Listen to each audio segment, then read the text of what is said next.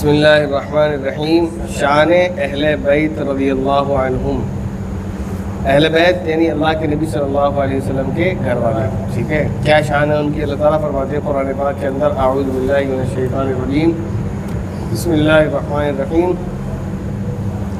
انما یرید اللہ لیذہب عنکم الرجس اہل البیت ویطہرکم تطہیرا. اے نبی کے اہل بیت, اللہ یہی چاہتا ہے کہ تم سے گندگی کو دور رکھے اور تمہیں خوب پاکیزگی عطا فرمائے. فائدہ, اللہ تعالیٰ چاہتے ہیں کہ نبی علیہ السلام کے گھر والوں کو ان احکام پر عمل کرا کر خوب پاک صاف کر دے. کان پہ دوں گی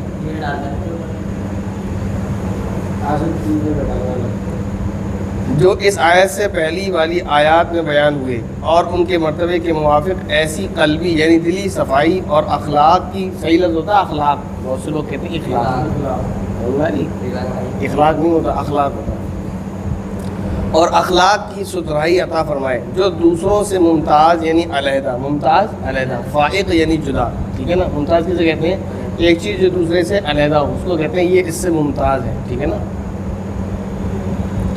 یہاں تطہیر سے مراد تہذیب, تصفیہ قلب اور تزکیہ باطن کا وہ اعلیٰ مرتبہ ہے جو صحابہ کرام کو حاصل ہوتا ہے, اور جس کے حصول یعنی حاصل ہونے کے بعد وہ انبیاء علیہ السلام کی طرح معصوم تو نہیں ہوتے مگر محفوظ کہلواتے ہیں, محفوظ ہو جاتے ہیں. سمجھ آئی؟ جب ادھر کیڑے مارو گے تو کیا سمجھ میں آئے گا؟ ایناکونڈا تھا وہ, تمہیں کھایا تھا. خلاصہ یہ سمجھو کہ اللہ تبارک و تعالیٰ نے اہل بیت کی شان یہ بیان فرمائی ہے کہ اللہ تعالیٰ کیا چاہتے ہیں کہ تمہیں تمام گندگیوں سے پاک کر دیں. تو چاہنے کا مطلب نہیں کہ چاہتے ہیں, اللہ نے ایسا کیا ہے, کیونکہ جو چاہتے ہیں پھر ان سے کہا کہ ایسا کرو, انہوں نے ویسا کر دیا تو اللہ نے انہیں پاک صاف کر دیا. سمجھا ہی نہیں. تہجد 8 رکعت مسنون یعنی سنت ہے, اور وطر 3 رکعت ہیں. ہمارے اہل حدیث بھائی بیچارے بخاری کرتے رہتے ہیں, بخاری سمجھ میں تو ان کو آتی نہیں, اور پھر وہ کہتے ہیں کہ 1 رکعت وطر ہے, فلاں ہے فلاں ہے. رمضان میں بیان کرتے ہیں کہ تراویح کی رکعت کتنی ہے؟ 8. تراویح کی رکعت 8 کہتے ہیں. اور کتنی کہتے ہیں وہ؟ کنفیوز ہو گئے. 8 کتنی کہتے ہیں؟ 8. بخاری کی روایت کون سی بیان کرتے ہیں؟ سنی کبھی؟ نہیں سنی. کون سی؟ نہیں سنی.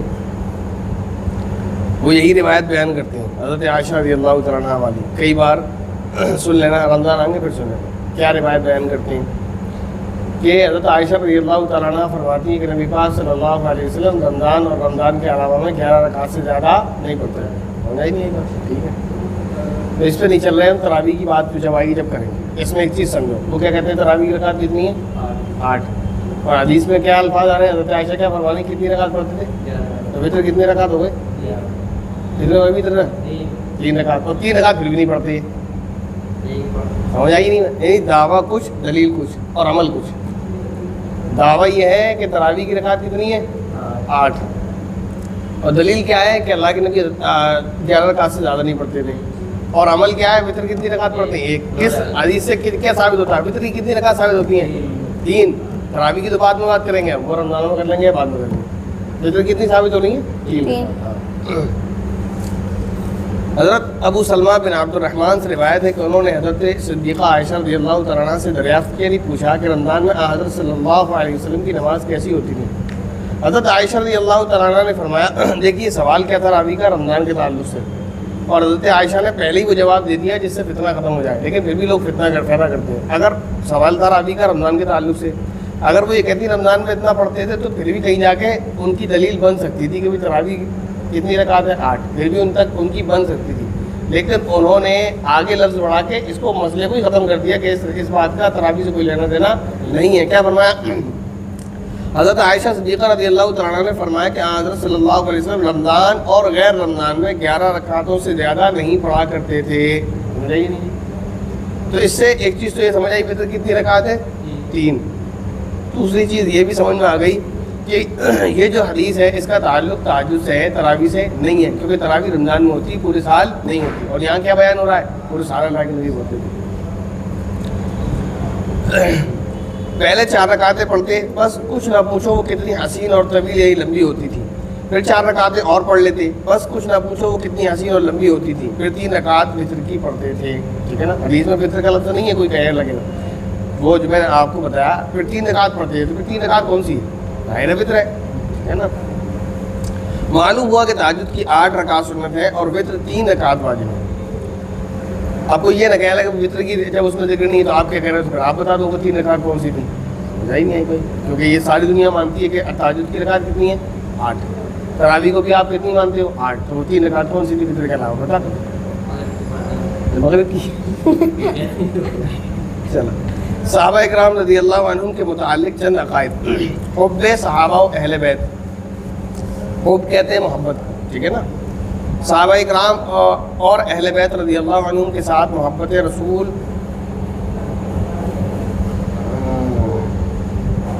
کیا ہے یہ صحابہ اکرام اور اہل بیت رضی اللہ عنہم کے ساتھ محبت رسول اللہ صلی اللہ علیہ وسلم کے ساتھ محبت کی علامت ہے. ٹھیک ہے. اور صحابہ اکرام اور اہل بیت رضی اللہ عنہم دونوں سے بغض یا ان دونوں میں سے کسی ایک سے محبت اور دوسرے سے بغض رسول اللہ صلی اللہ علیہ وسلم سے بغض اور گمراہی کی علامت ہے. عفت امہات المؤمنین. عفت کہتے ہیں پاک دامنی کو. ٹھیک ہے. حضور صلی اللہ علیہ وسلم کے اہل بیت جن کا اولین سب سے پہلا مصداق امہات المؤمنین ہے، ان کو پاک دامن اور صاحب ایمان ماننا ضروری ہے. شیعہ اہل بیت میں بس 5 گنتے ہیں. حضرت نبی کریم صلی اللہ علیہ وسلم، حضرت عائشہ، حضرت علی اور 2 بچے. حضرت عائشہ بس، باقی دوسرے نہیں. نہ حضرت عائشہ کہہ رہا ہوں، حضرت فاطمہ، حضرت علی اور ان کے 2 بچے بس، حضرت حسن اور حسین. باقی ان بہن بھائیوں سے جو ان کے علاوہ ان سے بھی انہیں کوئی مطلب نہیں ہے. سمجھا رہی ہے؟ ایسے بیوقوف لوگ ہیں. اب یہ سمجھو آپ کے گھر والوں میں کوئی کہے کہ بھی آپ کی دعوت ہے ماں اہل و عیال کی، تو سب سے پہلے کون آئے گا آپ کے بعد آپ کے اس اہل و عیال کے لفظ میں؟ سب سے پہلے کون آئے گا؟ سب سے پہلے والدہ والد آئیں گے. تمہارے اہل و عیال میں بچے آئیں گے ڈائریکٹ، بیوی گھر چھوڑے آنا. آئی تو ہے نہیں، میں سے پہلے گھر چھوڑے آنا. سب سے پہلے کون آئے گا؟ بیوی آئے گی. بچے تو بعد میں آئیں گے کہ جہیز میں لے کے آؤ گے. ہاں سمجھ آ گئی. وہ اہل یعنی اہلیہ اور وہ عیال یعنی بچے. تو اہل بیت میں کسی کے بھی اہل بیت میں سب سے پہلا فرد کون سا ہوتا ہے؟ بیوی ہوتی ہے. جیسے ہر ملک میں پہلا ناگرک کون ہوتا ہے؟ راشٹرپتی. پتہ ہے یہ بات ہی نہیں پتہ؟ آج پتہ چل گئی. ہر ملک کا پہلا ناگرک، پہلا سٹیزن کون ہوتا ہے؟ راشٹرپتی. نہیں، وہ اگر سٹیزن نہیں ہے تو پھر کوئی سٹیزن نہیں ہے اس ملک کا. سمجھ آ رہی ہے؟ ایسے ہی اگر اہل بیت میں پہلا کون ہے؟ بیوی. اگر بیوی اہل بیت میں نہیں ہے تو پھر کوئی بھی نہیں ہے. کیونکہ بچے کس سے ہوتے ہیں؟ بیوی سے. یہ عجیب ان کی جو ہے عقل چلتی ہے کہ بیٹی تو اہل بیت میں ہے، داماد تو اہل بیت میں ہے، بیوی اہل بیت میں نہیں. نہیں، کسی کو نہیں جوڑتے. چلو آگے. فائدہ امہات المؤمنین کے نام یاد ہیں، نام یاد کر لینا. ٹھیک ہے. حضرت خدیجہ بنت خویلد، ان کے والد تھے خویلد. ٹھیک ہے نا. دوسری حضرت سودا بنت زمعہ. تیسری حضرت عائشہ بنت صدیق اکبر. چوتھی حضرت حفصہ بنت فاروق اعظم. 5ویں حضرت زینب بنت خزیمہ.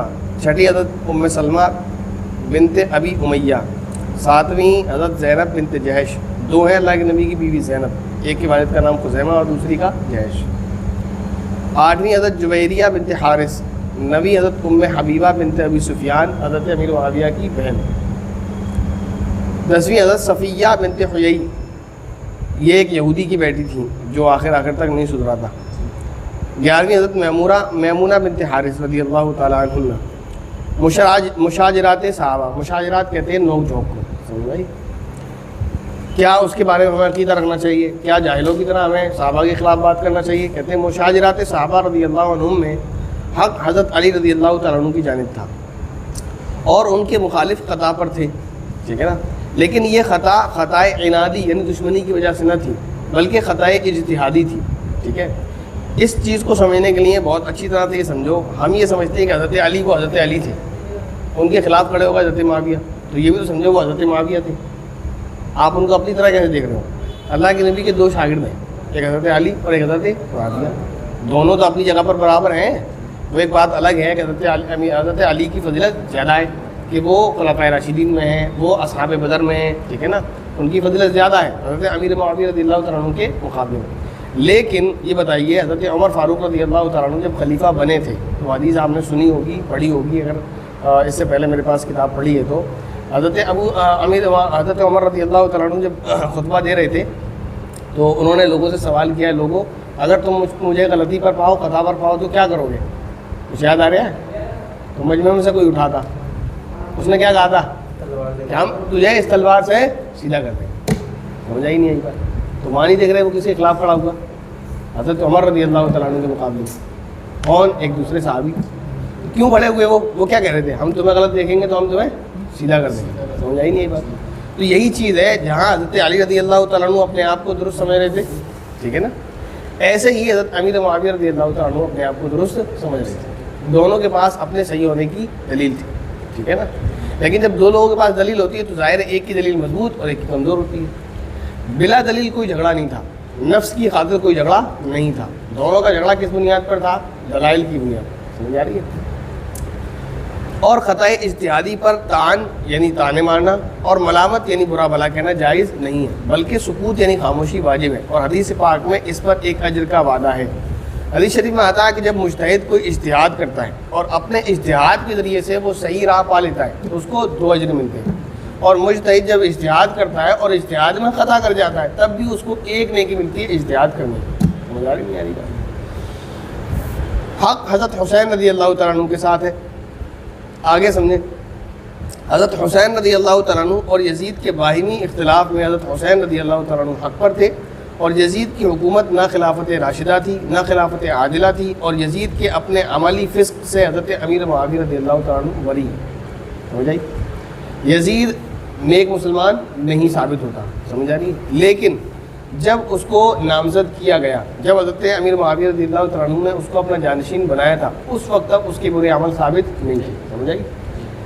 اس کے جو بھی عمل ہیں حضرت امیر معاویہ رضی اللہ تعالیٰ عنہ کے بعد سامنے آئے ہیں لوگوں کے, تو جو چیز پتہ ہی نہیں ہے اس کا ذمہ دار کوئی کیسے ہو سکتا ہے؟ سمجھ آ رہی نہیں آ رہی؟ حضرت امیر معاویہ رضی اللہ تعالیٰ عنہ اس کے برے عملوں سے بری ہے. اب رہ جاتی ہے حضرت امیر معاویہ حضرت علی رضی اللہ تعالیٰ عنہ کی لڑائی. اس کو آگے چلتے ہیں, حضرت حسن رضی اللہ تعالیٰ عنہ نے ان میں صلح کرا دی. تو حضرت امیر معاویہ رضی اللہ تعالیٰ عنہ کی جو جنگ تھی یا اختلاف تھا کس سے؟ حضرت علی سے. اور صلح کون کراتا ہے؟ ان کا بیٹا. تو ہم اور آپ اس سے زیادہ سمجھدار ہیں.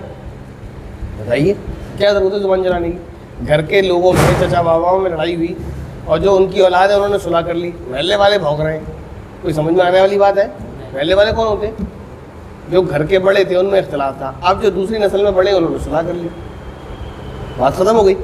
اور پھر اللہ کے نبی کی حدیث بھی ہے واضح طور پر, جب حضرت حسن رضی اللہ تعالیٰ عنہ چھوٹے سے تھے تو اللہ کے نبی نے ان کو دیکھ کہا میرا یہ بیٹا کیا ہے؟ سردار ہے, اور یہ کیا کرے گا؟ اللہ تعالیٰ اس کے ذریعے مسلمانوں کے 2 بڑی جماعتوں میں کیا کرائے گا؟ صلح کرائے گا. بات ختم ہو گئی. یزید سے ہمارا کوئی لینا دینا نہیں ہے, بار بار ہم آپ سے کہہ چکے ہیں. جماعت کے مسائل اور احکام. جماعت کے ساتھ نماز پڑھنا ہر ایسے مسلمان آزاد عاقل بالغ مرد پر واجب ہے جس کو نماز با جماعت پڑھنے میں کوئی سخت مشقت یا حرج نہ ہو. جس صورت میں جماعت کے شریک ہونے میں جانی یا مالی نقصان کا خطرہ غالب گمان ہو, ٹھیک ہے نا, یقین ہو جائے پھر تو مسئلہ یہ لگے, غالب گمان ہے, ایسا لگ رہا ہے کہ ایسا ہو گئی ہوگا, یا سخت مشقت ہو یا نماز میں خلل آنے کا گمان ہو, تو ان صورتوں میں جماعت چھوڑنے کی اجازت ہے. خلل آنے کا کیا مطلب ہے؟ اس کی ایک مثال یہ ہو سکتی ہے, کسی کو ایسی بیماری ہے کہ اس کے بدن سے خون یا پیپ بہہ رہا ہے مسلسل, اب اس سے اڑوس پڑوس کے لوگوں کو تکلیف پہنچے گی, ان کی نماز خراب ہوگی. ایسے آدمی کے لیے حکم کیا ہے؟ وہ گھر میں ہی نماز پڑھے, ٹھیک ہے نا.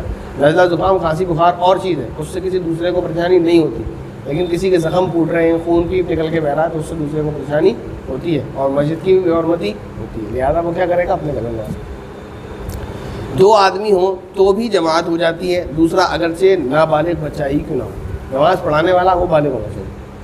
جس آدمی کی جماعت فوت ہو جائے یعنی چھوٹ جائے, اگر وہ مسجد میں تنہا نماز پڑھ لے تو بھی اچھا ہے.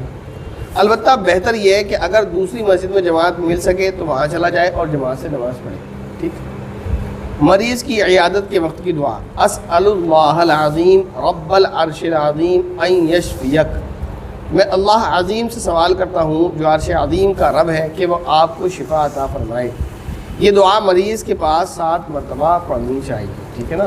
چلیں یہ تو ہو گیا سر, یہیں تک بس, اتنا رہے تو بند مت کرو. یہ بتاؤ رجیم کے کیا معنی؟ مردود. تم سے پوچھا بلا وجہ آگے چل رہے ہیں، ہے کچھ ختم ہو گیا؟ نہیں پانی مت لا، سوال کے جواب دو، پانی لا۔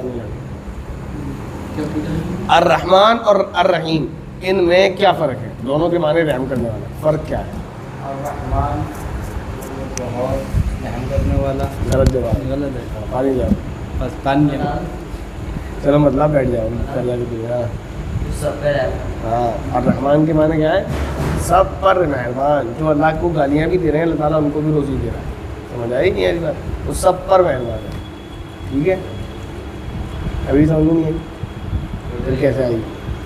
ایسے آئے گی جیسے کہ رحمان تو رحم کرنے والا ہو گیا نا، رحمان کے معنی سب پہ رحم کرنے والا، سب پر، دوستوں پہ بھی دشمنوں پہ بھی، اپنوں پہ بھی غیروں پہ بھی، سب پر لاگو ہو جو، سب پر رحم کرنے والا۔ نہیں جیسے کہ کہتے نہیں ہیں کیا نام ہے عبد الرحمن، تو رحمان کی سب پہ رحم مسئلہ نہیں پوچھ رہے میں، عبد الرحمان سب پہ رحم نہیں کر سکتا، ابھی تو کہہ رہے ہیں اس کو عبد الرحمان کہیں گے، رحمان نہیں کہیں گے۔ ہاں بھائی رب کے معنی کیا ہے؟ کتنا کیا آیا تھا؟ نہیں آیا کیا معنی؟ رب کے معنی پوچھ رہا ہے، رب کے معنی اب بھی پوچھ رب کے معنی کچھ نہیں یاد کر رہے، کل سے مرغا بنا کے ویڈیو بنا گے، کلاس بنا نہیں، رب کے معنی تو سب کا پالن آ رہا ہے نا، صحیح سے معنی یاد کرو، جیسے پڑھائی میں نے کامیڈی نہیں کرو، ویڈیو بھی اپلوڈ ہو چکی ہے اور آڈیو بھی ہے، یاد کرو صحیح سے، ایسے کام نہیں چلے گا، چلو بند کر دو۔